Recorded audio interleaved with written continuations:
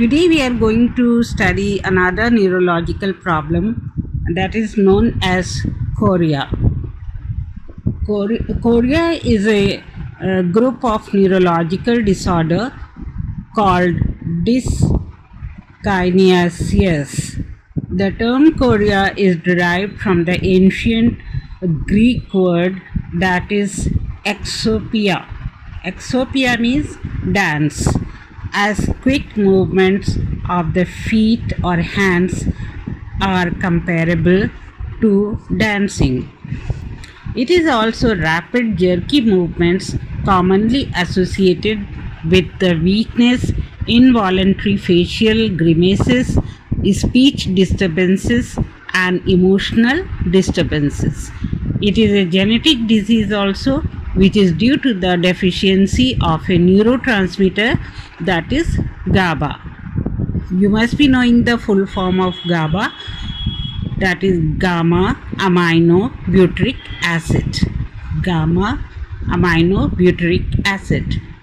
There is hemichorea also, which means chorea affects the side of the body, such as a chorea of one arm but not the both. Now, causes of chorea. There are a variety of abnormal processes in the body which cause chorea, such as metabolic derangements, exposure to certain drugs and toxins, genetic and degenerative diseases of the brain, infections, tumors, disorders of immune and inflammatory system of the body, and endocrine disorders. Chorea could be a sign of neurological disease such as Huntington's disease. So after seeing the causes, let's see the risk factors. Risk factors are chorea is usually a symptom of another disease. So chorea is not a disease in itself, but it is a symptom of other disease such as Huntington's disease. In USA, there are so many cases of Huntington's disease, which is a genetic disorder that causes chorea. Doctors estimate another 2 lakhs people have the risk of developing Huntington's disease because their parents have the genetic condition. Chorea is the most common symptom of Huntington's disease. In the US, about 4,000 kids per year develop Sydenham chorea after having rheumatic fever. Rheumatic fever is a serious complication of untreated streptococci infection. Girls are more prone to rheumatic fever than the boys. It usually occurs between 5 to 15 years of age, even though it can occur at any age. Some groups are at increased risk, including people with family history of Huntington's disease. If there is a parent with Huntington's disease, there is 50% chance for the child to have this disease. Children who have had rheumatic fever, kids and adolescents can develop Sydenham chorea after the rheumatic fever, which is a complication of untreated throat infection with streptococci. People with other medical conditions such as autoimmune disease, for example, lupus, hyperthyroidism, and metabolic disorders such as hypoglycemia. There are other diseases that can cause chorea, for example, Lyme disease, toxoplasmosis, HIV/AIDS, endocarditis, syphilis, encephalitis, meningitis, Legionnaire disease, then Creutzfeldt-Jakob disease are infectious diseases which can cause chorea. Next is autoimmune diseases. People who have systemic lupus erythematosus, which is also known as SLE or just lupus, can develop chorea. Then other diseases which can lead to chorea are multiple sclerosis, then sarcoidosis and Jargren syndrome and Behcet disease are among other autoimmune diseases that can cause chorea. Next disease is stroke. Some people develop chorea after the stroke or if they have tumor that occurs in or near the basal ganglia. Next is pregnancy, though rare. It is a rare condition that in pregnancy the woman may develop chorea. A type of chorea called chorea gravidarum, that means during pregnancy, chorea during pregnancy, which can occur during pregnancy, especially during first trimester of pregnancy, and it stops slightly after the birth of the baby. Next is endocrine and metabolic disorders. Hypoglycemia, hyperglycemia, hyperthyroidism, hypothyroidism, hypocalcemia, hypomagnesemia, polycythemia vera, and hepatic failures are some of the conditions that can cause chorea. Next is medications.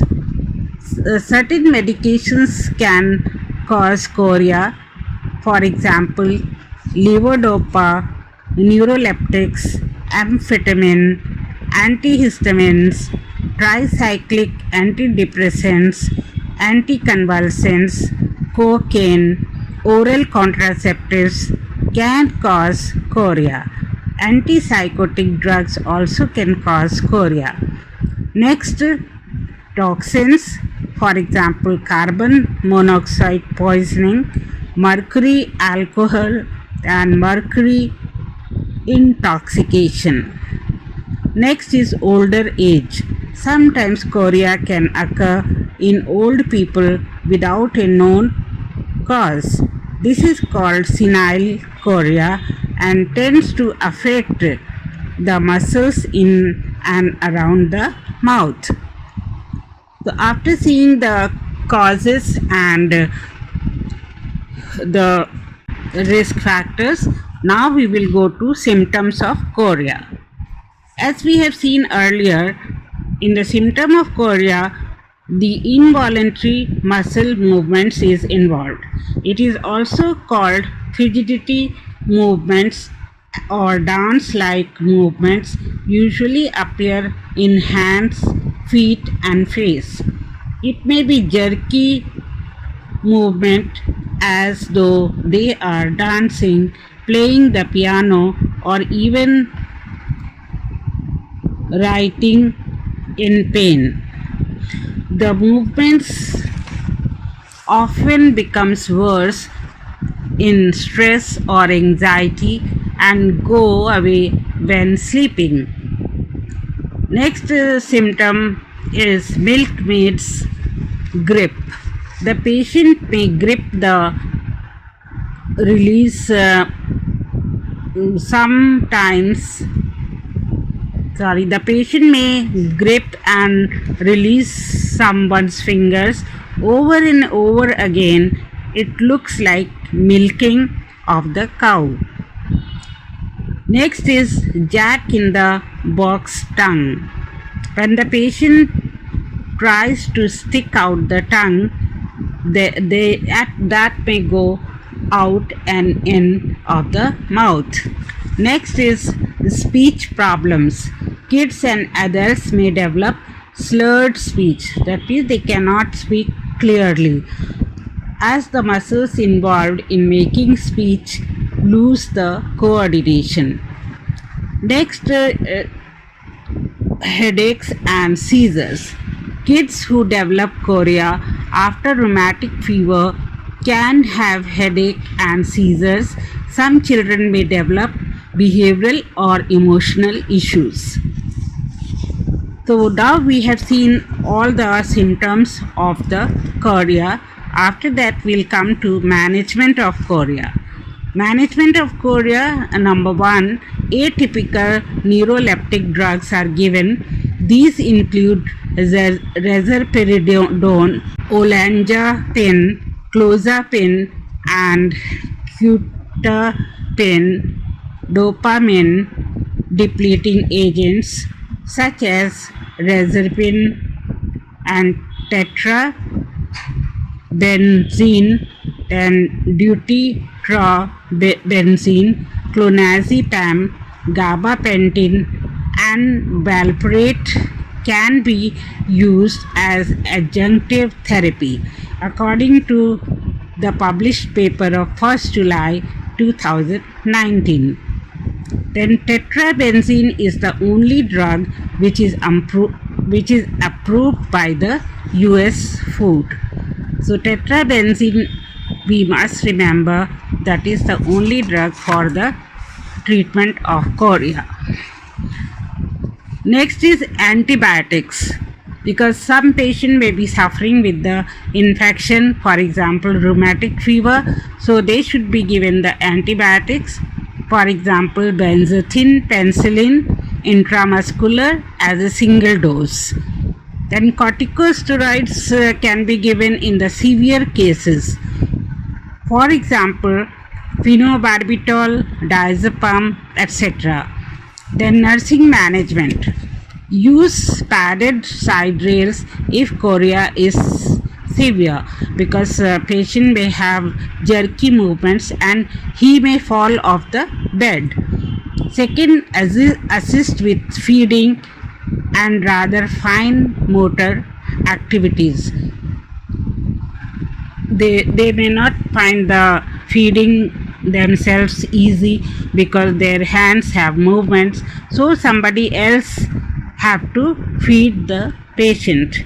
Assist with ambulation in case of weakness to prevent the fall. Avoid the use of straw and sharp utensils if chorea involves the face. The straw may hurt the patient or may go inside the throat, and sharp utensils or spoon also will hurt the patient. Then provide nutritious diet with recommended vitamins, proteins and calories. So today we have seen this interesting topic, chorea, which is rarely discussed in neurology in the classes, but this also is important to know because it is described as a symptom of Huntington's disease or many other diseases. So first of all, we have seen what is chorea, and then we have seen the causes of chorea, that can be metabolic derangements or exposure to certain drugs and toxins, infections, tumors, etc. After that, we have seen the risk factors. Risk factors can be so many. For example, the children who have had rheumatic fever and the people with other medical conditions, for example autoimmune diseases, in which the lupus is very important, then hyperthyroidism, metabolic disorders. Then there are diseases that can cause chorea. They are Lyme disease, toxoplasmosis, HIV, AIDS, syphilis, etc. Then we have seen the autoimmune disease, systemic lupus erythematosus. Then multiple sclerosis, sarcoidosis and Jargren syndrome. After that, we have seen the symptoms of chorea. The person has the tremors or movements as though he or she is dancing. The hands and feet, they move together, and the face also changes. Then they have milkmaid grip, speech problems and headaches and seizures. After that, we come to the management of chorea, in which atypical neuroleptic drugs are given. Then tetrabenzene is given to the patient, and also patient will have antibiotics if it is due to the infection. Corticosteroids can be given to the patient if the case is very severe. Nursing management, that means safety measures of the patient should not fall there, so the bed railings have to be padded, and patient should be assisted in feeding and walking, and avoid the straw and sharp utensils, and provide the nutritious diet as recommended by the doctor or nutritionist, with vitamins, proteins, and calories. So that's all about chorea. Thank you very much.